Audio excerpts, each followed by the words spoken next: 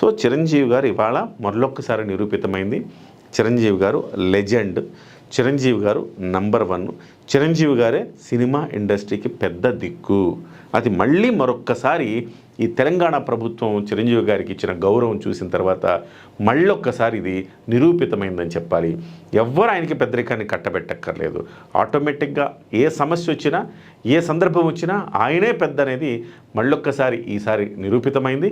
అనవసరమైన వివాదాలు గెలకాల్సిన అవసరం లేదు. బాలకృష్ణ అభిమానులు కూడా మూర్ఖంగా ఆలోచించకూడదు ఇలాంటి విషయాల్లో. లేస్ బాలకృష్ణ గారు ఆయన కూడా గొప్ప వ్యక్తి. కాకపోతే చిరంజీవి గారి తర్వాత ఆయన స్థానం. ఇది చాలా క్లియర్ కట్గా అర్థం చేసుకుంటే ఇలాంటి కంపారిజన్స్, ఇలాంటి అనవసరమైన రచ్చలు జరగవు అనేది అందరికీ తెలిసిన విషయమే.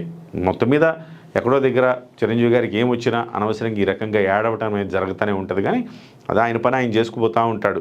సో ఆయన అద్భుతమైన స్పీచ్ ఇచ్చాడు. ఇక్కడ ఒక విషయం మీరు గమనించాలి, గుర్తించాలి.